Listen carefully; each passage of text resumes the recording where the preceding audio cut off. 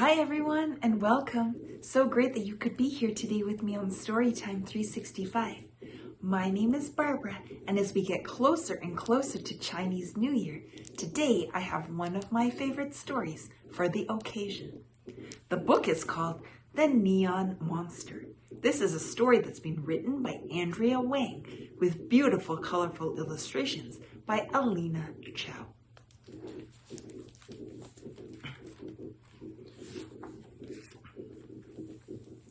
Three days before Chinese New Year, Shanghai was alive with color and sound. Jingling and her grandmother hung the last of the decorations. Popo, Jingling asked, why are they all red? There is no blue, no pink, no purple.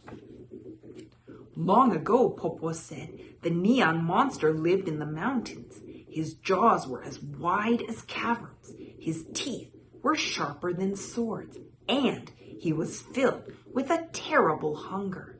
Each new year, Neon ate whole villages. Jingling gasped. What happened to him? Every monster has a weakness. Neon had three: loud sounds, fire, and the color red. Our traditions have kept Neon away ever since, Popo smiled. Now I must go buy more noodles. Watch the casserole for me. In the kitchen, Jingling lifted the lid and stirred the pot. The aroma of pork and cabbage wafted out the window. Tong, tong! There on the balcony crouched a horrible beast. His jaws were as wide as caverns. His teeth were sharper than swords. Ay-ya! Jingling cried. Neon has returned. I have come to devour this city, growled Neon. He stretched his wide, wicked jaws and roared. All the buildings in Shanghai shook. Jingling pointed to the city below. We have red banners, lanterns, gongs, and drums. Why aren't you scared? Pih, the monster spat. That was thousands of years ago. Those old tricks don't frighten me anymore. I am starving. He licked his lips. You will make a tasty appetizer. Wait, Jingling scanned the kitchen. Have a bowl of long-life noodles first. If you live longer, you can conquer more cities. Neon stroked one pointy horn. You are wise, little one. Noodles first, then you, then the city.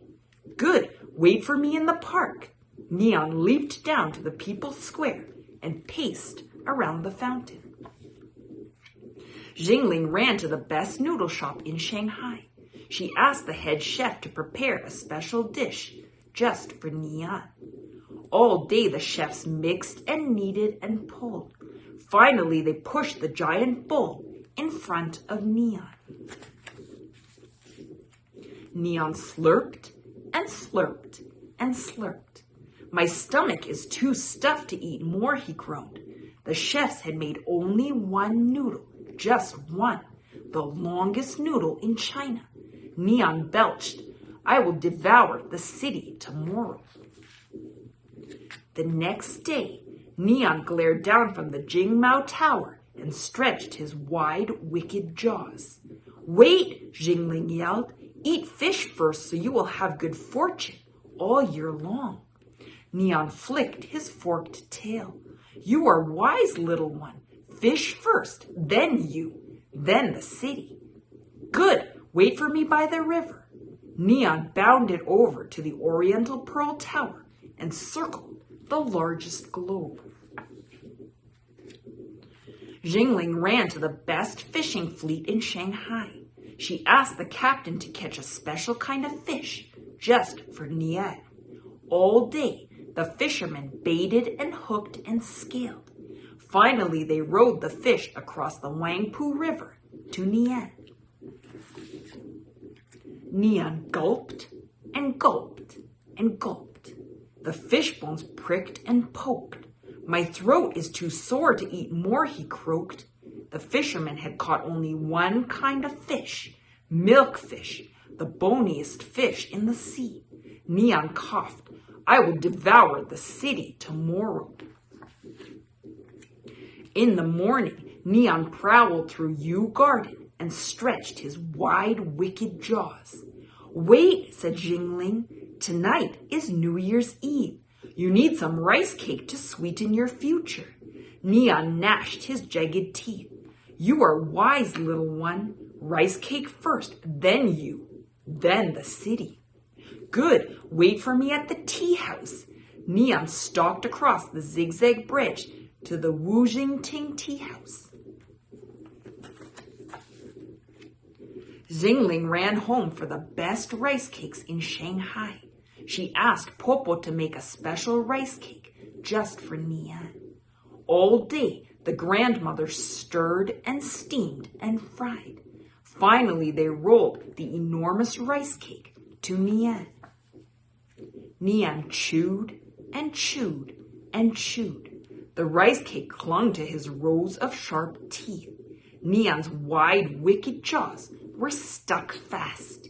The grandmothers had used only glutinous rice flour, the stickiest kind. So sticky, it had been used to build the Great Wall. Neon rolled one monstrous yellow eye. He muttered. Yes, Jingling said, you can devour the city tomorrow. But first, fireworks. We must send out the old year so we can welcome in the new. Jingling took Nian to the best place to see fireworks in Shanghai, the Bund. She asked the fireworks master to put on a special show just for Nian. She gave Nian the seat of honor. Sit here and watch. 8 dancing dragons slid out from the crowd. They dipped and twisted and spun around Nian. At the midnight bell, the dragon dancers stopped and bowed. The fireworks master held a match to the thick fuse. Goodbye, old year, Jingling waved. Goodbye, Nian. Neon thrashed his mane and lashed his tail, but he couldn't stretch those wide, wicked jaws to blow out the flame. Pili pila! Neon and the chair blasted into the air. The firework makers had built a spectacular firecracker, so spectacular it was a rocket. Neon's claws tore a hole in the fabric of the sky. Just before he shot through, Neon shouted, I'll be back next year. Good, Jingling said. You haven't tried my dumplings yet. Thank you for joining me for today's story. If you enjoyed it and would like your own copy, please see below in the description for the link. Please remember to like and subscribe and hit the bell button so you receive notifications about new stories. You can also find us on Twitter, TikTok, and Instagram.